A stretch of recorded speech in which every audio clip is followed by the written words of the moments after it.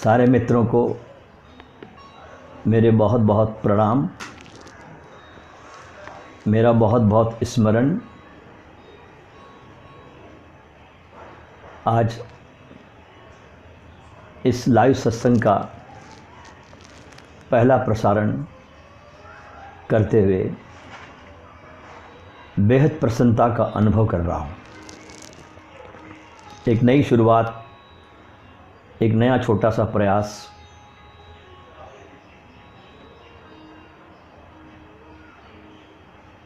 जो आपके सबके सहयोग से संभव हुआ।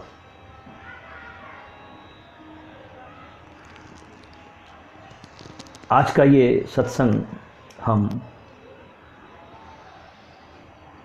एक हंसी के चुटकुले के साथ शुरू करते हैं। हमारे देश में एक बहुत अद्भुत बुद्ध हुए, जिन्हें हम गुरु गोरखनाथ के नाम से जानते हैं। इनका जो सूत्र है, जो साधक को दिया है, सूत्र है हसीबा खेलीबा धरीबा ध्यानम, अहर्निश कथिबा ब्रह्म ज्ञानम, खावे पीवे करे नहीं मन भंग, ते ही सदा नाथ के संग। तो पहला सूत्र जो दिया वो दिया हसीबा, कि ध्यान की शुरुआत हंसने से करो, क्योंकि हंसने का सौभाग्य सिर्फ मनुष्य को मिला है और किसी भी पशु पक्षी की योनियों को नहीं है। एक बार क्या हुआ कि हमारे मित्र मुसीबत लाल जी का पैर ट्रक से कुचल गया। किसी एक्सीडेंट में आ गए वो और उनका पैर ट्रक से कुचल गया। वो डॉक्टर के पास में गए। डॉक्टर देखकर बोला कि देख भाई, इस तेरे एक्सीडेंट में अब तेरे शरीर में 10-15 टाँके जरूर लगेंगे। मुसीबत लाल जी ने कहा लगा दो साहब, अब कर भी क्या सकते हैं। डॉक्टर ने टाँके लगा दिए और कहा लो भाई, हो गया, अब तुम खतरे से बाहर हो। मुसीबत लाल जी ने कहा पर डॉक्टर साहब, मुझे तो अभी भी बहुत डर लग रहा है, बहुत भय लग रहा मुझे। डॉक्टर ने पूछा भय का कुछ कारण ही नहीं है, क्यों डर रहे हो। मुसीबत लाल बोले क्योंकि उस ट्रक के पीछे लिखा था कि फिर मिलेंगे।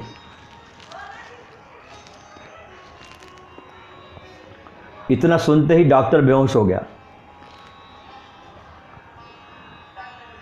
बहुत कुछ सिखाया जिंदगी के सफ़र अनजाने ने, बहुत कुछ सिखाया जिंदगी के सफ़र अनजाने ने, जो किताबों में दर्ज था वो ही सबक पढ़ाया नहीं ज़माने ने।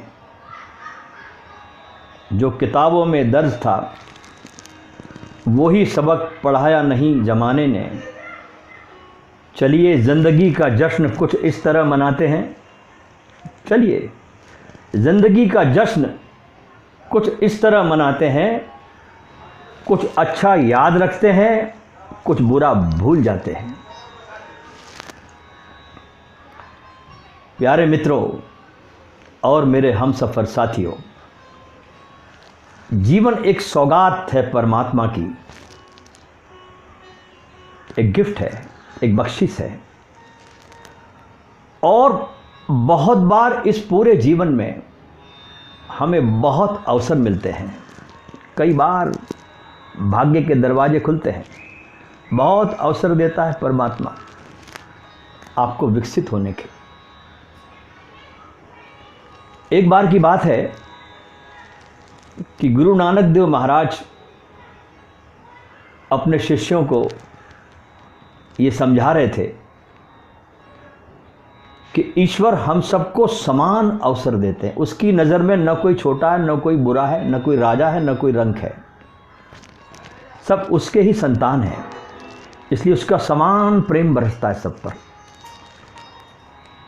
ईश्वर हम सबको समान अवसर देते हैं, लेकिन अवसर का इस्तेमाल सभी लोग नहीं करना जानते और कर नहीं पाते। कई लोग तो भाग्य के भरोसे बैठकर कि जो किस्मत में लिखा होगा वो होगा, इस अवसर को खो देते हैं। लेकिन कई लोग उस कठिन परिस्थितियों में भी अपने आप को संघर्ष करके महान बना लेते हैं। गुरु नानक देव के शिष्यों को यह बात समझ नहीं आ रही थी, क्योंकि ज़रूरी नहीं है कि जो गुरु बोले वो शिष्य समझे ही, क्योंकि शिष्य के चेतना का स्तर अलग स्तर है, गुरु का अलग स्तर है। इसलिए बहुत बार गुरु को अपने शिष्यों को मदद करने के लिए कुछ नीचे की घाटियों में भी उतरना होता है, जहाँ उसे उतरने की ज़रूरत नहीं थी। कुछ अंधेरी घाटियों में उतरना पड़ता है गुरु को अपने शिष्यों का हाथ पकड़ने के लिए। शिष्य समझ नहीं पाए नानक के।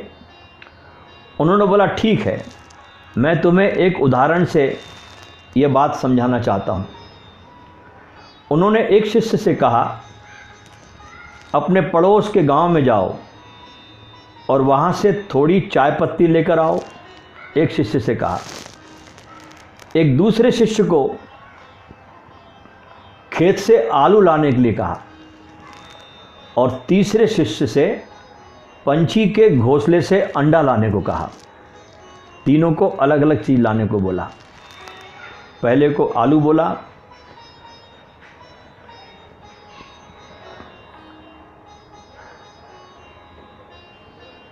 दूसरे को अंडा बोला और तीसरे को चाय पत्ती लाने को बोला।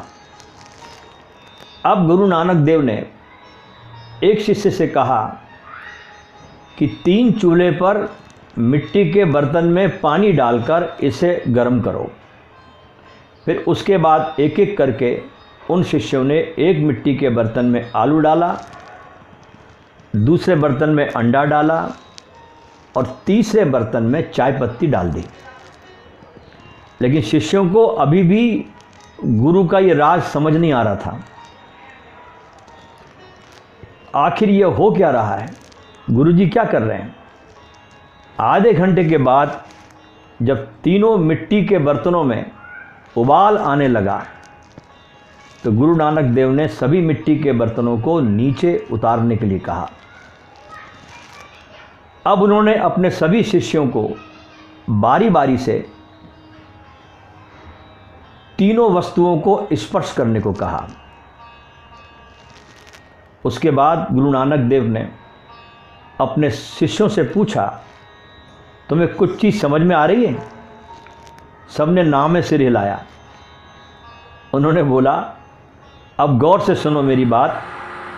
देखो, यह आलू जो पहले तुम लाए थे तब कितना कठोर था, लेकिन उबलने के बाद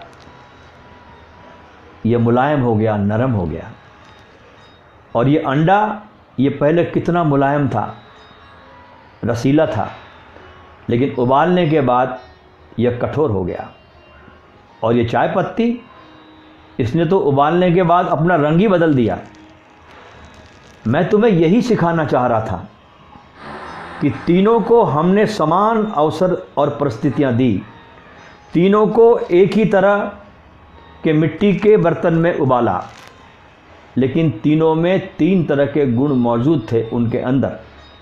लेकिन समान परिस्थिति में भी तीनों के अलग अलग रूप बदल गए। ऐसे ही इंसान के साथ होता है। एक ही परिस्थिति में कोई इंसान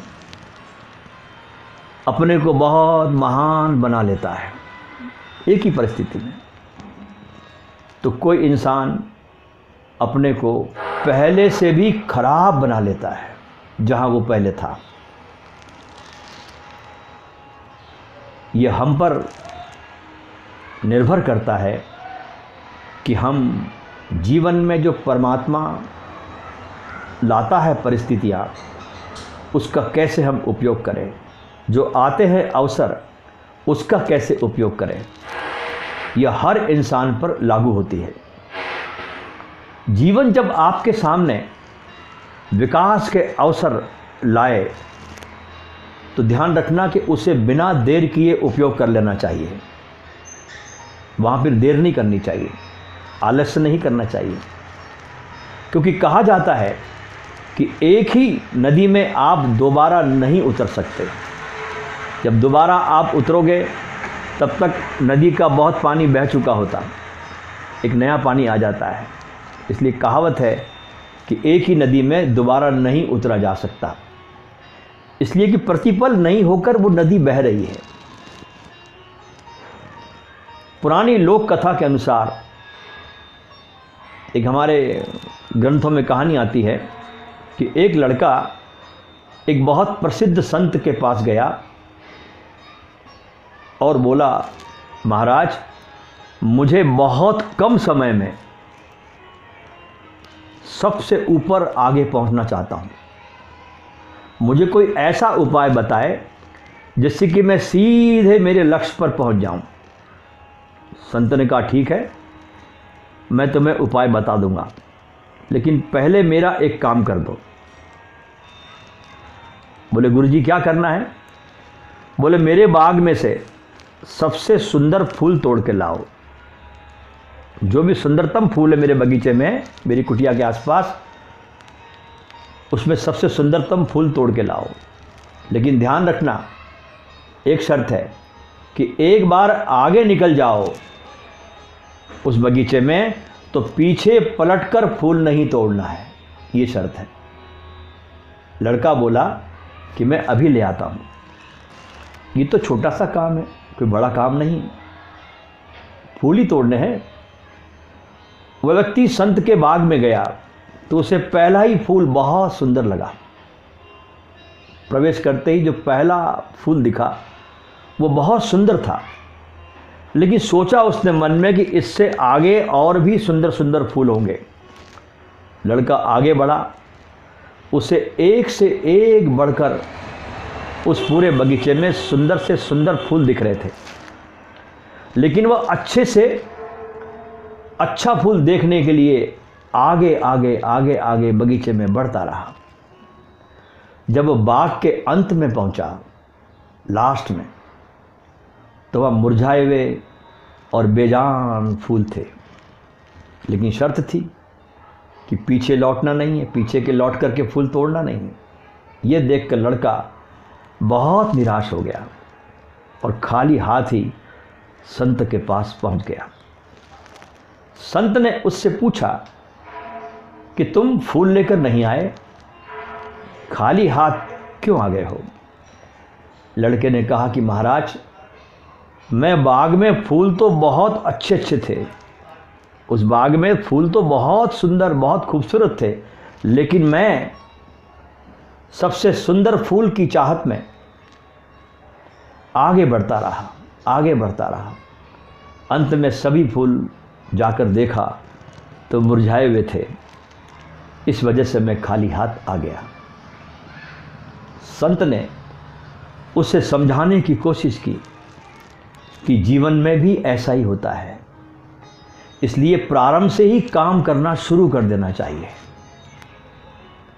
मैं अभी नहीं, वक्त आने पे करूंगा, यही गलती हो जाती है मनुष्य से। उसको प्रारंभ से ही कार्य करना शुरू कर देना चाहिए। जैसे ही कोई अवसर मिले उसका उपयोग कर लेना चाहिए। ज़्यादा अच्छे अवसर के चक्कर में हाथ आए अवसर को नहीं छोड़ना चाहिए। जो हाथ में अवसर आ गया, ज़्यादा के चक्कर में हम उसे छोड़ देते हैं, उसका त्याग कर देते हैं, वरना अंत में खाली हाथ लौटना पड़ता है। इस संसार में सभी लोग सफलता को चाहते हैं। कौन ऐसा आदमी होगा संसार में, बुद्धिमान से बुद्धिमान व्यक्ति भी और बुद्धिहीन से बुद्धिहीन व्यक्ति भी, सभी लोग अपनी सफलता को चाहते हैं। डे टू डे लाइफ में, जीवन में हर प्रकार की सफलता चाहते हैं। व्यक्तिगत जीवन में भी हो, पारिवारिक जीवन में भी हो, व्यावसायिक जीवन में भी हो, सेवा व आध्यात्मिक जीवन में भी हो। यह हर मनुष्य का स्वभाव है कि वो सारे आयाम में ये कामना करता है, उसका सपना भी है कि वो हर क्षेत्र में सफल हो। लेकिन उस सफलता के लिए हमारे पास उसके लिए राइट स्ट्रेटेजी एवं राइट पाथ नहीं है। सफल कैसे हो, इसके लिए हमारे पास कोई पाथ नहीं है, उसकी कोई राइट स्ट्रेटेजी नहीं है। इसके लिए प्रथम चरण, प्रथम रास्ता जो है वो है आपका जीवन में, जीवन के प्रति एटीट्यूड कैसा है, ये प्रथम चरण है। एक बहुत बड़े दुनिया में लेखक हुए हैं जिसे दुनिया जेफ केलर के नाम से जानती है। इनकी एक बहुत प्रसिद्ध पुस्तक है जो दुनिया के बेस्ट सेलर पुस्तकों में आती है। उसकी एक बहुत प्यारी पुस्तक है जिसमें वे बहुत सुंदर बात कहते हैं जेफ केलर कि सबसे पहले मनुष्य को अपने विकास की योजना उसके अपने मस्तिष्क में बनती है। ध्यान रखना, जब भी आप अपने को विकसित करना चाहते हैं तो पहला थॉट आपको आपके मस्तिष्क में आएगा, यहाँ से शुरुआत होती है। इसके लिए उसके लिए प्रॉपर तरीके से तर्क संगत सोचना चाहिए। सिर्फ सोचना काफ़ी नहीं है, उसमें तर्क भी आना चाहिए, क्योंकि विचार के पीछे तर्क भी होना चाहिए और उस तर्क में प्रेम और विश्वास भी होना चाहिए। पूरे विचार से काम नहीं चलता, उसके पीछे तर्क भी चाहिए, उसके पीछे विश्वास भी चाहिए। यानी अपने विचार में तर्क, प्रेम और विश्वास का एक बैलेंस बनाना है। जो विचार आया विकसित होने का, उसमें तर्क और उसमें प्रेम, ये तीनों का एक बैलेंस बनाना चाहिए। दूसरी महत्वपूर्ण बात उस किताब में यह है कि आपके शब्द, जेफ केलर कहता है कि आपके शब्द जो आपके पूरे व्यक्तित्व का निर्माण करेंगे। यानी आप कैसे बोलते हैं, क्या बोलते हैं, आप किस प्रकार की भाषा एवं शब्द का उपयोग करते हैं, सुनने वाले के भीतर आप क्या छवि निर्मित कर रहे हैं, क्या असर छोड़ रहे हैं लोगों में आप अपनी भाषा का, अपने शब्दों का, ये बहुत महत्वपूर्ण है।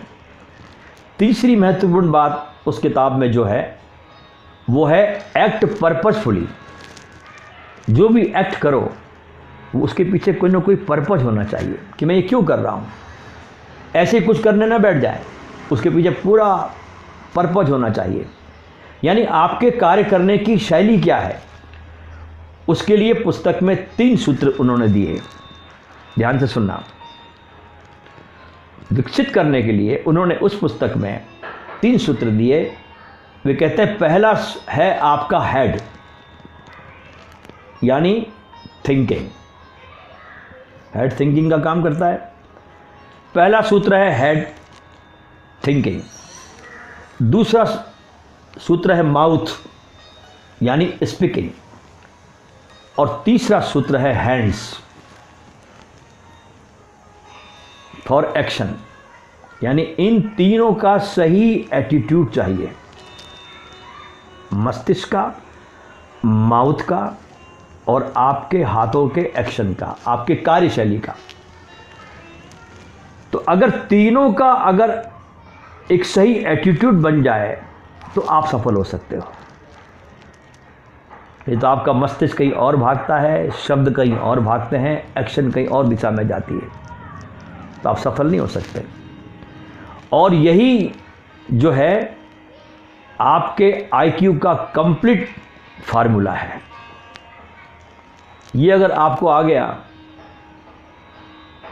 तो आपको सब आ गया। अगर एटीट्यूड जीवन के प्रति आपका बहुत अच्छा है, पॉजिटिव है, नकारात्मक नहीं है, बहुत ऊंचा है जीवन के प्रति, तो किसी भी परिस्थिति को आप पार कर लोगे। क्योंकि परिस्थितियां जीवन में रोज बदलेगी। एक जैसी परिस्थिति कभी दिन में नहीं आती, रोज बदलती है। जीवन रोज बदलता जाता है। परिस्थितियों से मुकाबले के लिए आपको अपना डिफेंस सिस्टम निर्मित करना होगा। इस परिस्थितियों से कैसे निपटो, उसके लिए आपको अपना डिफेंस सिस्टम निर्मित करना होगा। जैसे कि धरती पर हम सब मच्छरों को मार नहीं सकते। धरती के सारे मच्छरों को मारना बिल्कुल असंभव है। हम अपने घर में 10 मच्छर को नहीं मार सकते। एक मच्छर को मारने चलिए आप, आपको तादा थैया करा देगा वो एक मच्छर। हम धरती के सब मच्छरों को नहीं मार सकते, लेकिन मच्छरदानी लगाकर, ऑल आउट लगाकर शांति से सो सकते हैं और मच्छरों के आतंक से मुक्त हो सकते हैं। यह है एटीट्यूड, और यह है अपने डिफेंस सिस्टम को क्रिएट करना। एक घटना शायद आपको ख्याल होगी कि सन 1999 में 1999 यह बड़ी समस्या हो गई थी उन दिनों में, 99 में, कि नए साल के शुरू होते ही 1-1-2000 को कंप्यूटर 00 कैसे लेगा। ये बड़ी समस्या थी उस समय 99 में कि 1-1-2000 आएगा तो कंप्यूटर 00 कैसे एक्सेप्ट करेगा, क्योंकि उस समय उसका सॉफ्टवेयर नहीं बना था। तो बड़ी चिंता खड़ी हो गई सारे सॉफ्टवेयर इंजीनियर के सामने कि अगर कंप्यूटर ने 1-1-2000 को 20 एक्सेप्ट नहीं किए तो पूरी दुनिया का कारोबार ज़्यादातर ठप हो जाएगा। और सारी दुनिया के सॉफ्टवेयर इंजीनियर दिन रात इस समस्या को सुलझाने में अपने दिमाग को लगाते रहे,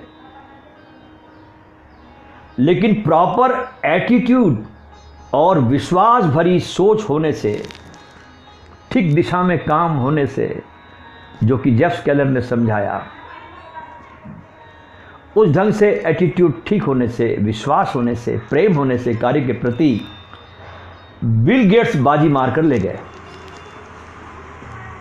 और सारी क्रेडिट भी ले गए, और उन्होंने दुनिया की उस समय की जो Y2K प्रॉब्लम थी उसको सॉल्व कर दिया। आपकी सही दिशा में सोच कैसे काम करती है, सही दिशा में आपकी सोच कैसे काम करती है, इसे एक छोटे से उदाहरण से आप समझने की कोशिश करें ताकि आपको पूरा साफ हो सके।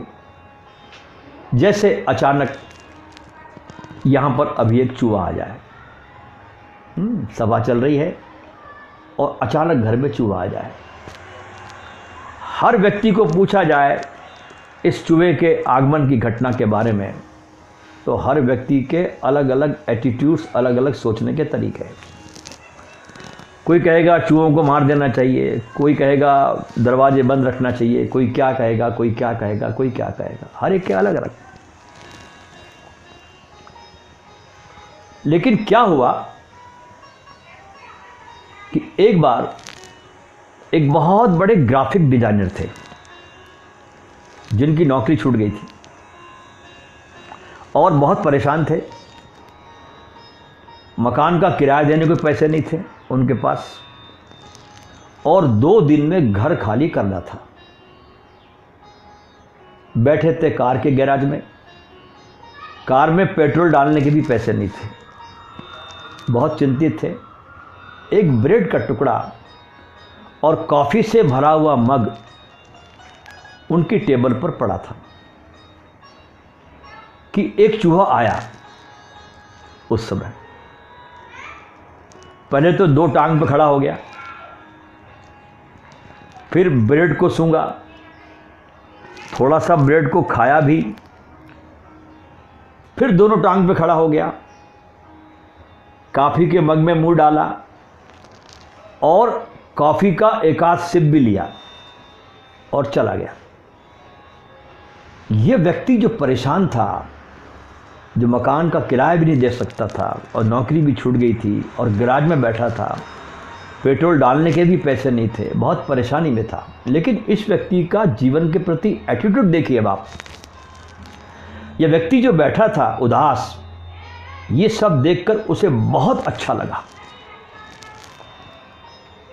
और बहुत खुश हुआ और अचानक उसके मस्तिष्क में एक नया विचार कौंधा कि क्या अच्छा ना हो कि यह सब मैं छोटे बच्चों तक पहुंचा दूं। ये मनोरंजन, अगर मैं इस मनोरंजन को छोटे बच्चों तक पहुंचा दूं और उसे इस कार्यक्रम के द्वारा एंटरटेनमेंट करूं तो मैं पैसा भी कमा सकता हूं। इसी विचार से, ध्यान रखना, एक विचार कौंधा और सही दिशा दी, सही एटीट्यूड का पालन किया तो इसी विचार से बहुत बड़े मोशन पिक्चर्स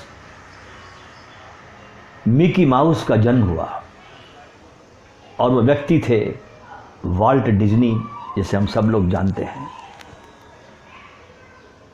फिर उसमें से ये डिज्नी वर्ल्ड खड़ा हो गया अमेरिका में, बहुत बड़ा, जिसमें प्रतिदिन 60,000 लोग विजिट करते हैं। यूरोप में यूरो डिज्नी खड़ा हो गया, जापान में इस व्यक्ति का जापान डिज्नी खड़ा हो गया और अभी भारत में पूना और बम्बई के बीच उसके हाईवे पर डिज्नी वर्ल्ड अपने फुल फार्म पर कार्य कर रहा है। यानी एक अच्छा एटीट्यूड, एक अच्छी सोच, एक अच्छी कल्पना व्यक्ति को कहां से कहां उठाकर किस शिखर पर पहुंचा देती है। इस घटना से सीखना चाहिए। चूहे को तो हम सब देखते हैं, चूहे को हम सब देखते हैं, लेकिन किस दृष्टि से आप देख रहे हैं, इससे आपका सारा एटीट्यूड जीवन का निर्भर करता है। परमात्मा ने मनुष्य को बुद्धि का अकूत खजाना दिया है, हम उसका प्रॉपर इस्तेमाल करना नहीं जानते। अगर हमें इसे इस्तेमाल करने की प्रॉपर दिशा मिल जाए तो हमारी दशा बदलते देर नहीं लगती।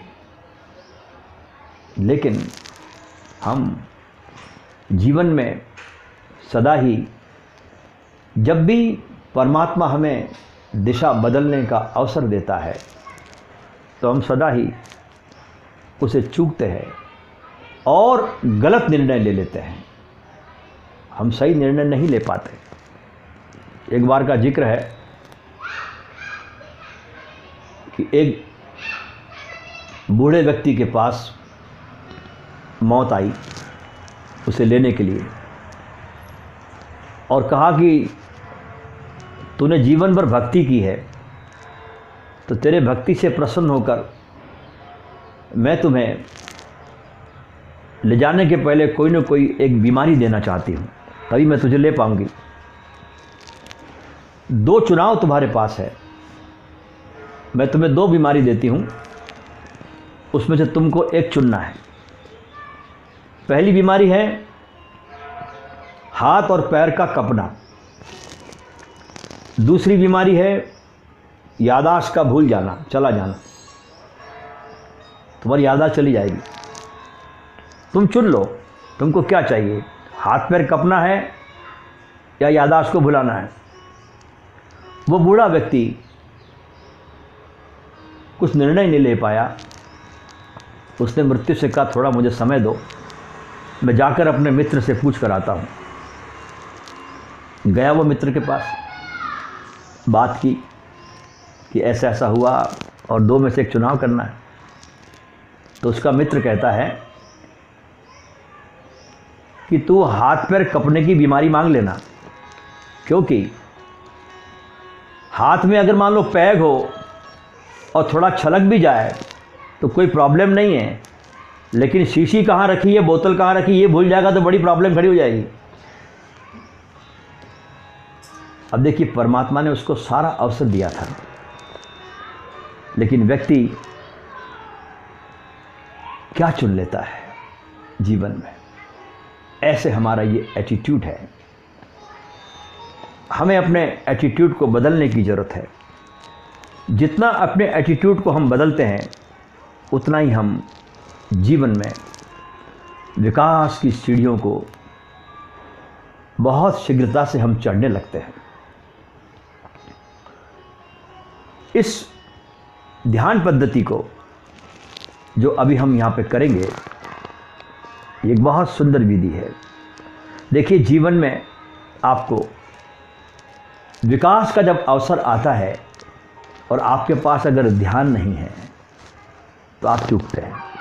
आदमी क्यों चूकता है? क्योंकि आदमी के पास ध्यान नहीं है, उसके पास वर्तमान में ठहरने की कला नहीं, वो उस क्षण में मौजूद ही नहीं है, वो और कहीं थिंकिंग कर रहा है। तो जीवन सदा ही वर्तमान में आता है। विकास के सारे अवसर तुम्हारे वर्तमान में आते हैं और सारे के सारे विकास की संभावना तुम्हारे वर्तमान में है। तो उस वर्तमान में जीना ध्यान की पहली शर्त है कि जीवन को दिन प्रतिदिन हम जो दिन भर हम जीवन जिए, उसमें हम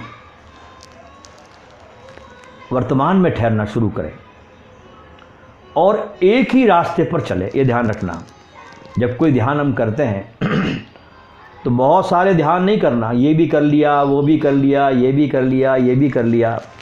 आजकल हम लोग देखते हैं एक फैशन बन गया है, वो भी कर लिया, वो भी कर लिया, वो भी कर लिया। इससे कुछ नहीं होता। जब भी करो, किसी एक तरीके को पकड़ लो, फिर उसमें बदलाव मत करो।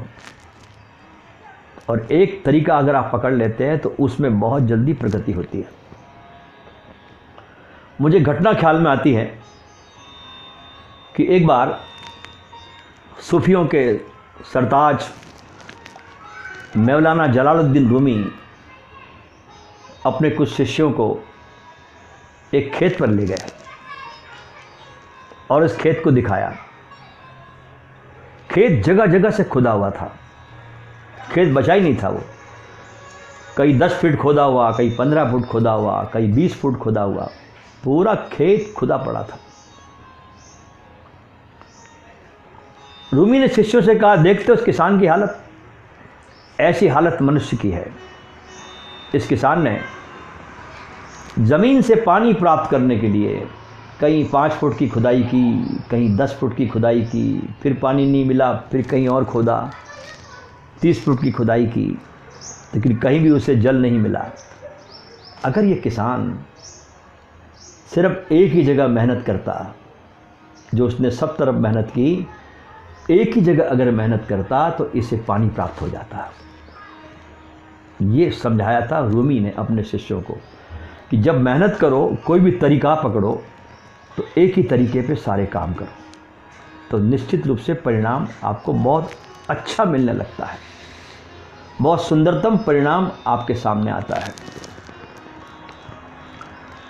आज जो हम ध्यान करेंगे, ये एक बहुत सुंदरतम ध्यान की विधि है और इस विधि का जिक्र भगवान श्री कृष्ण ने भी गीता में अर्जुन से कहा है। इस ध्यान का नाम है निश्चल ध्यान योग। निश्चल शब्द बना है निश्चिंत से। निश्चिंत मतलब जब व्यक्ति निश्चिंत हो जाता है,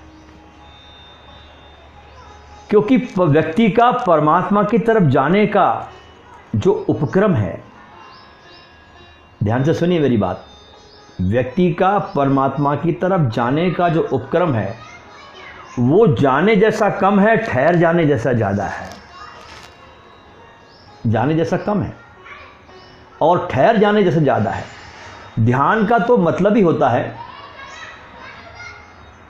कि निश्चल हो जाना, निश्चिंत हो जाना, दौड़ना नहीं, न माला में, न राम में, न स्वर्ग में, न मोक्ष में, कहीं भी दौड़ना नहीं, ठहर जाना, अपने सत्ता की गहराई में, अपने केंद्र में सरकते जाना, क्योंकि सारी परमात्मा की कलाएं आपके भीतर परमात्मा ने आपको देकर भेजी है।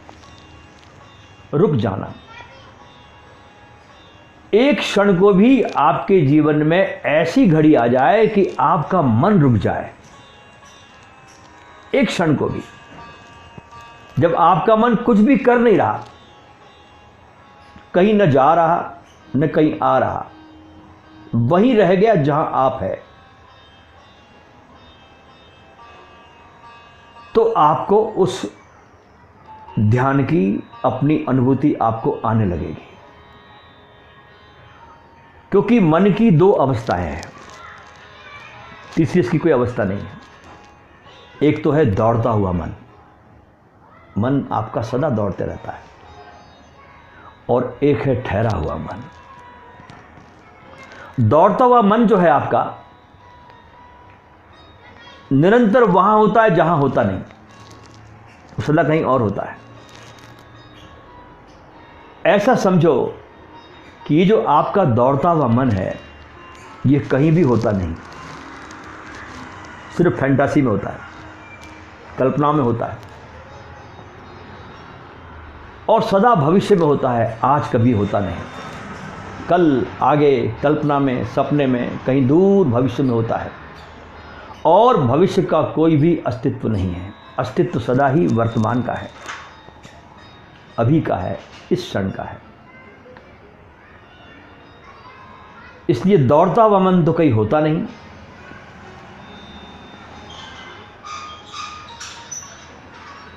क्योंकि आप वर्तमान में दौड़ नहीं सकते, जगह नहीं है वर्तमान में दौड़ने की, स्पेस नहीं है वर्तमान में, दौड़ने का स्पेस नहीं है वर्तमान में, ठहरने का स्पेस है। इसलिए एक संत का बड़ा प्यारा वचन है, वो कहते हैं कि ज्यों का त्यों ठहराया, मैं जैसा था वैसा ठहर गया। दौड़ने के लिए आपको कामनाओं का, भविष्य का स्पेस चाहिए, वासनाओं के लिए अनंत विस्तार चाहिए, तब आपका मन दौड़ता है। और वर्तमान का क्षण बहुत बारीक है, बहुत छोटा है। उस छोटे से क्षण में, जो क्षण है वर्तमान का, उसमें आपकी वासना नहीं आ सकती, उसमें समायत नहीं वासना।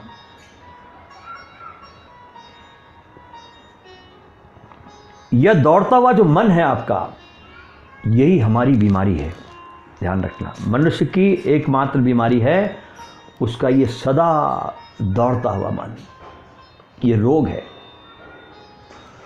अगर कोई अधार्मिक आदमी की परिभाषा करना चाहे तो ध्यान रखना, हम उस आदमी को अधार्मिक नहीं कहेंगे कि जो ईश्वर को नहीं मानता हो, जो शास्त्रों को नहीं मानता हो, वरन ऐसे आदमी को अधार्मिक कहा जाता है जिसका मन सदा दौड़ रहा है, वो व्यक्ति अधार्मिक है।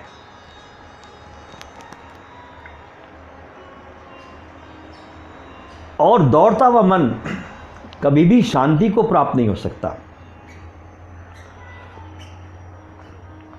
अगर दौड़ता हुआ मन आपके पास है तो आप धार्मिक नहीं हैं, और अगर आपका मन ठहर गया, फिर आप किसी भी धर्म में पैदा हुए हो, किसी भी शास्त्र को मानते हो, आप धार्मिक हैं। इसलिए मन को आप अगर ठहरा दें इस ध्यान में, और ये ध्यान में ठहराना बहुत सरल है, जो हम करेंगे। कृष्ण ने गीता में कहा है कि निश्चल ध्यान योग को अर्जुन जो उपलब्ध हो जाता है, वो मेरे में एक ही भाव से ठहर जाता है। देखिए, कृष्ण की गीता को अगर आप बहुत गौर से देखें ना, तो पूरे गीता के 18वें अध्याय में वहाँ पर ये कभी वर्णन नहीं आता कि कृष्ण उवाच, वहाँ सदा वर्णन आता है भगवान उवाच। यानी गीता में कृष्ण एक व्यक्ति की तरह नहीं बोल रहे हैं, एक समष्टि की तरह बोल रहे हैं, इसलिए हरदम जिक्र है भगवान ने कहा, भगवान उवाच। इसलिए कृष्ण अर्जुन से उस समष्टि के बोलने के कारण बेझिझक अर्जुन से कह सके कि सर्वधर्मान परित्यज्य मामेकम शरणम व्रज। व्यक्ति की तरह कहा हुआ सूत्र नहीं है, इस समष्टि की तरफ से अर्जुन को निमंत्रण दिया जा रहा है कि तू सबकी शरण छोड़ और मुझ एक की शरण में आ। और बेझिझक, जो व्यक्ति स्वयं को जानता है वो बेझिझक हर आयाम से कहता है, उसे भीतर जरा भी झिझक नहीं होती। जैसे विवेकानंद रामकृष्ण से मिलने के पहले बहुत लोगों के पास जाते थे, अपने प्रश्नों को बोलते थे, तो लोग झिझक जाते थे उनके जवाब देने में। वो झिझक से विवेकानंद समझ जाता था कि इसको कुछ पता नहीं है। लेकिन जैसे ही रामकृष्ण के पास पहुँचे और यही प्रश्न दोहराया कि क्या ईश्वर है, जो सबसे पूछते थे, तो रामकृष्ण झिझके नहीं, कहा कि तुझे देखना है।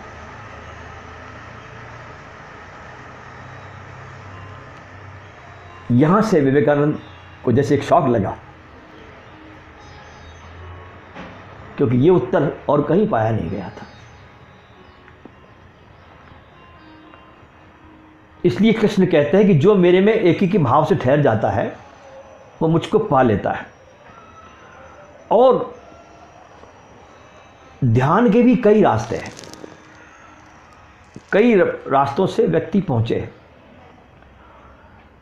एक छोटी सी प्रक्रिया अभी हम यहाँ पर करने जा रहे हैं निश्चल ध्यान योग की, और ये प्रक्रिया को अगर आप करने लगेंगे अपने घर पर तो आप पाओगे कि आपका मन निश्चल होकर ठहरने लगा, और जैसे ही मन ठहरता है आपके जीवन में शांति, आनंद आने लगता है। एक नई चेतना, एक नया केंद्र, देखने का एक नया ढंग, जीने की एक नई प्रक्रिया, होने की एक नई अवस्था आपके भीतर पैदा हो जाएगी। जैसे ऐसा हो जाएगा कि जैसे अचानक अंधे को आंखें मिल जाए और बहरे को कान मिल जाए, या जैसे अचानक कोई मरा हुआ पुनर्जीवित हो जाए। ऐसी क्रांतिकारी घटना घटती है जब मनुष्य की चेतना में ध्यान आता है। इसलिए ध्यान है तो सब कुछ है, और ध्यान नहीं तो कुछ नहीं।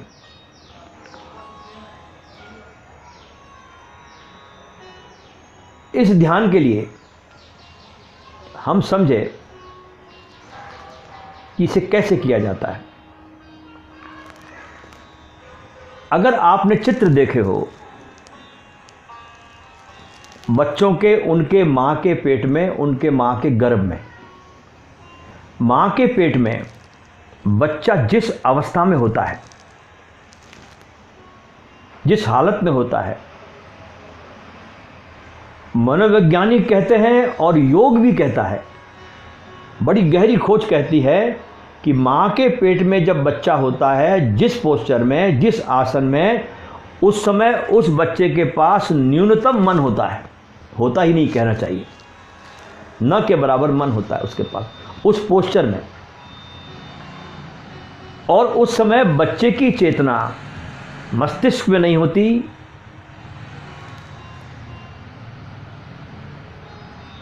और ना ही पेट में होती है। उस समय बच्चे की चेतना उसके नाभि में होती है। ये बड़े मज़े की बात है कि 9 महीने तक माँ के पेट में बच्चे का हृदय भी धड़कता नहीं। बिना हृदय के बच्चा जीता है, धड़कन के। इसलिए हृदय की धड़कन जीवन का केंद्र नहीं बन सकती। जीवन का केंद्र है नाभि, जहाँ से वो माँ से जुड़ा होता है। क्योंकि बच्चा 9 महीने तो जिंदा रहता है बिना धड़कन के। इसलिए जिस पोस्चर में वो बालक मां के गर्भ में रहता है, इस ध्यान में आपको अपने को लाना है। जिन लोगों को ध्यान में जाना है उन्हें मस्तिष्क और हृदय से उतर के नीचे नाभि पर जाना है। आपको नाभि पर ध्यान देना है, क्योंकि नाभि आपके जीवन में केंद्र है। नाभि से ही इस पूरे जीवन से आप जुड़े थे, आज भी हैं। तो आपको सारे केंद्र को हटाकर नाभि के पास आपको वापस लौटना है। अगर आप अपनी चेतना को नाभि के पास अनुभव करना शुरू कर देंगे तो आपका मन तत्क्षण ठहर जाएगा, क्योंकि नाभि आपकी सदा वर्तमान में है, वहाँ भविष्य और अतीत नहीं है, वो आपकी वर्तमान में है। तो जैसे ही आपका ध्यान, आपकी चेतना का पूरा प्रकाश आपके नाभि पर जाता है, आपके जीवन में ठहराव आना शुरू हो जाता है। 2-3 बातें ध्यान में रख ले इसमें। जैसे सूफी फकीरों को आपने प्रार्थना में बैठे हुए देखा होगा, या मुसलमान भाइयों को आपने नमाज पढ़ते देखा हो, तो जिस भांति घुटने मोड़कर वे बैठते हैं, जिसे भारत में हम वज्रासन कहते हैं, देखा जाए तो कितनी अच्छा लगता है। ये समस्त धर्मों की जब हम अध्ययन में उतरते हैं तो देखकर बहुत खुशी होती है कि कहीं भी कोई अलग नहीं है, सब कुछ घुला मिला है। कुछ चीज़ें यहाँ से ली गई, कुछ चीज़ें वहाँ से आई, कुछ सूफियों ने यहाँ से ले गए, कुछ सूफियों की यहाँ पर आई। यानी पूरा जैसे कोई पूरा परमात्मा का कोई सागर हो, कहीं भी कुछ अलग नहीं है। तो जिसे हम भारत में वज्रासन कहते हैं, उसे मुसलमान भाई लोग नमाजी मुद्रा कहते हैं। उस आसन पर बैठना है, उस आसन में आपको बैठ लेना है। जो मित्र भी इस कार्यक्रम को देख रहे हैं, वे अपने घर में जो भी आपके साथ है, अगर आपके शरीर में कोई कष्ट है, तकलीफ़ है तो रहने दीजिए, नहीं तो अगर आपका शरीर स्वस्थ है तो आप घुटने मोड़कर नमाजी मुद्रा में आप बैठ जाएं। और ये ध्यान रहे कि ये घुटने आपके माँ के पेट में गर्भ अवस्था में ऐसे ही बड़े होते हैं। जो बच्चा होता है माँ के गर्भ में, उसके घुटने बड़े होते हैं। ध्यान रखना, घुटने पाँव सीधे नहीं होते, उसके घुटने बड़े होते हैं। और शरीर को आपको ढीला छोड़ना है, आंखें आपको बंद करनी है, श्वास को बिल्कुल ढीला छोड़ देना है, रिलैक्स छोड़ देना है, ताकि श्वास आपकी जितनी भी धीमी और जितनी भी आहिस्ता हो जाए, धीमी हो जाए, एक सुर में हो जाए। तो जैसे ही आपकी श्वास न्यून हो जाएगी, शांत हो जाएगी, वैसे आप पाओगे कि आपका नाभि केंद्र पर ध्यान गहरा जाने लगा।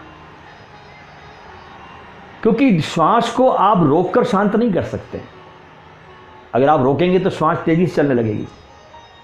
रोकना नहीं, सिर्फ ढीला छोड़ दे श्वास को। कोई भी चीज़ जीवन में रोकना नहीं है, क्योंकि रोकते ही आपका ध्यान वहीं लग जाएगा। Be positive.